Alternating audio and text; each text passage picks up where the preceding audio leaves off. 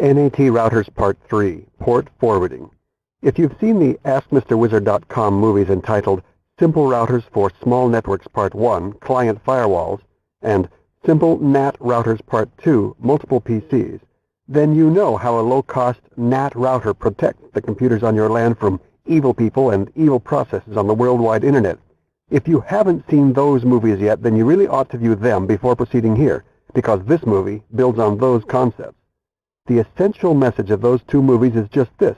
A NAT router doesn't know what to do with incoming communication unless it first learns about processes in your computers that are expecting messages. It simply discards any incoming messages that it isn't expecting. There are two basic methods through which your NAT router can learn how to handle processes on your network that are expecting messages. In those other two movies, we talked about the way client programs are handled. In this movie, we will talk about the ways by which your NAT router learns about server processes. First, let's clarify the differences between clients and servers. When we say server, you can think of a great big listening ear because server processes spend their idle time constantly listening for incoming requests. They are always ready to answer questions addressed to them if written in a language and format that they understand. Like other processes in your computers, they are always assigned a process ID number by your operating system. By long-standing convention, communicating processes are assigned numbers known as ports, through which client processes can reach them with their inquiries or requests. It is commonplace to say that a server process is listening on some TCP or UDP port. Even when running simultaneously on different computers in different Internet locations, the best-known, longest-established server processes are almost always assigned the same port numbers inside each host, which eventually become well-known, contributing to the informal, evolving standardization of Internet communication. Thus, it is easy for clients to find the well-established servers. When we say client, you can think of a great big question mark, because client processes are activated on the network when somebody needs information or needs a question answered. Unlike server processes, which are generally left running all the time, client processes are generally shut down when they are not needed.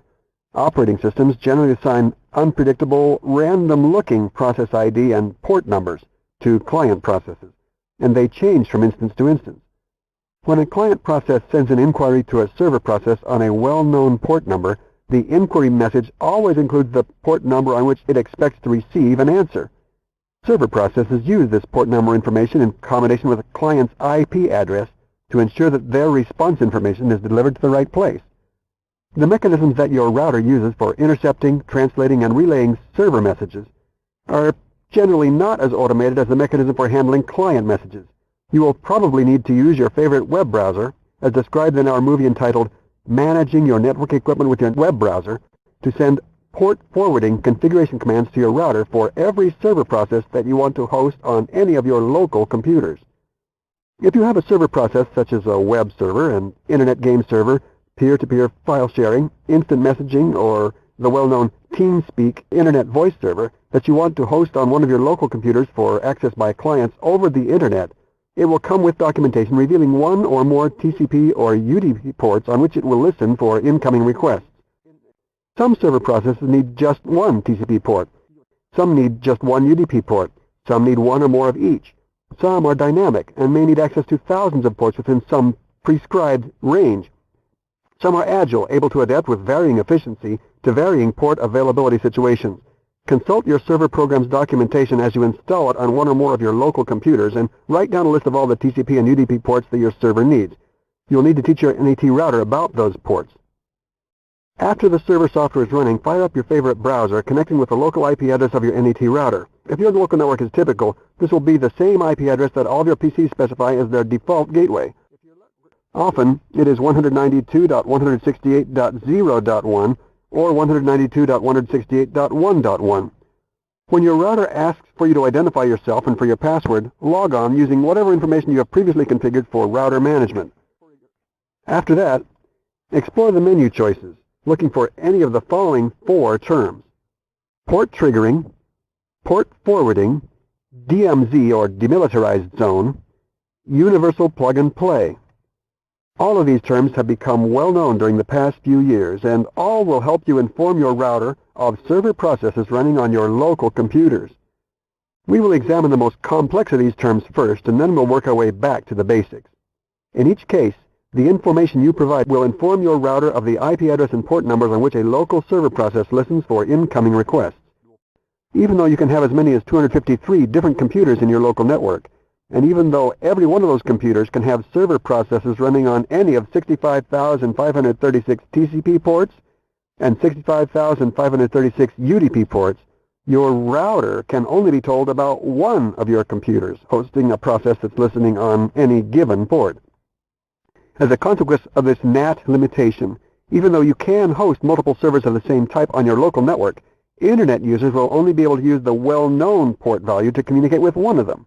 So, if you have 3 computers hosting 3 separate copies of the TeamSpeak server in the usual and customary ports, then TeamSpeak clients can use all 3 of them on your local LAN, but you can only tell your router about one of them, and only that one will be accessible to outsiders.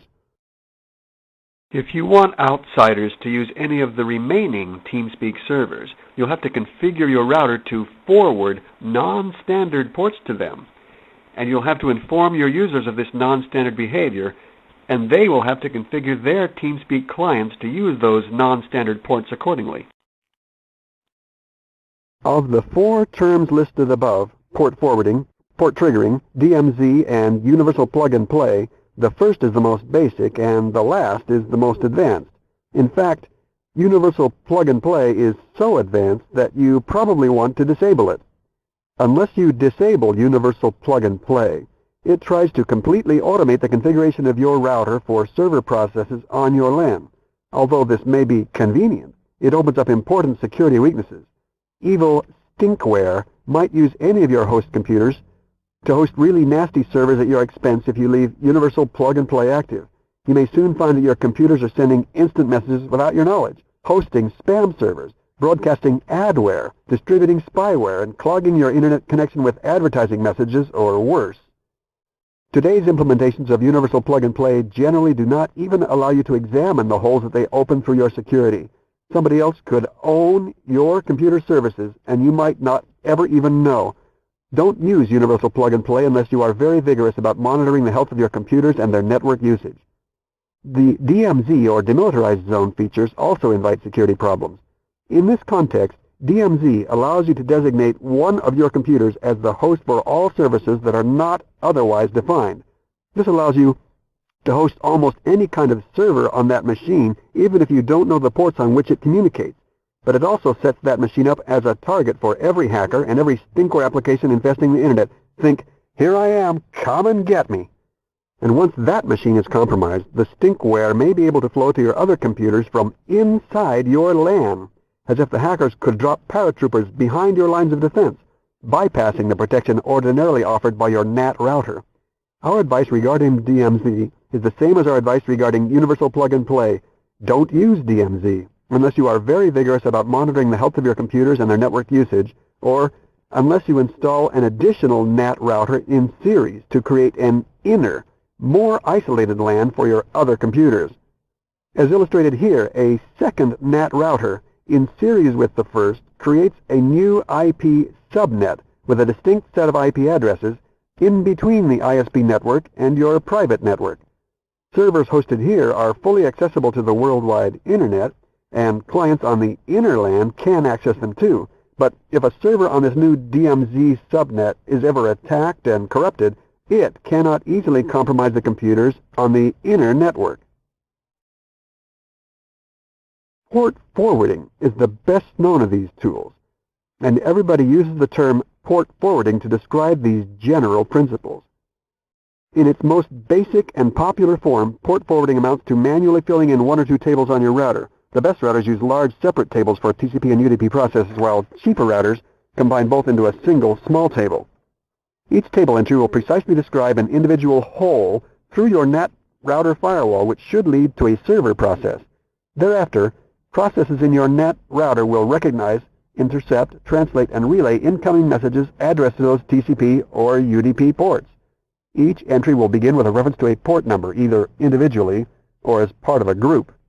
The entry will then continue with the IP address of the computer on your local network to which all incoming traffic addressing that port should be sent. As an example, suppose you wish to host a web server on a PC whose local IP address is 192.168.0.2. Because web servers generally listen on TCP port 80, the corresponding router table entry would look something like this. TCP 80, 192.168.0.2. The implications of this setup are simple. Everybody in the world will be able to use any browser to examine all of the information your web server publishes. They will set their browsers to send client inquiries to TCP port 80 of your NAT router. Your router will relay those inquiries to the web server on TCP port 80 of the PC on your LAN that has IP address 192.168.0.2. If any of those users knows of a weakness in the web server you are using, he or she can look for a browser version or an imitation browser that can be configured to exploit that weakness. If your web server is well configured and well supported, and if you keep up to date with the patches for it, then they won't be able to access anything that you don't intend to publish. If the computer at 192.168.0.2 is switched off, or when its web server is not listening on port 80, then the port 80 hole through your firewall doesn't lead to anything that can be exploited. Almost all routers support port forwarding. Proceed with caution. Port triggering is like port forwarding, but it's a little bit smarter and more dynamic. If you manage it properly, it's a little bit more secure. Instead of leaving the designated ports open all the time, port triggering leaves them closed until it sees some kind of related designated activity on your LAN, indicating that the associated server has actually been started up. The port is then forwarded on your router for a period of time. The port remains open for as long as traffic continues to flow. If traffic stops flowing for a period of time, the port is automatically closed, but it remains ready for automatic reopening when related local traffic is seen again. The time value can be configured with your port triggering tools. Some routers support port triggering, others do not. The documentation accompanying some server programs includes information to help you configure port triggering. If you can find the required information, and if your router supports port triggering, we recommend that you take advantage of it.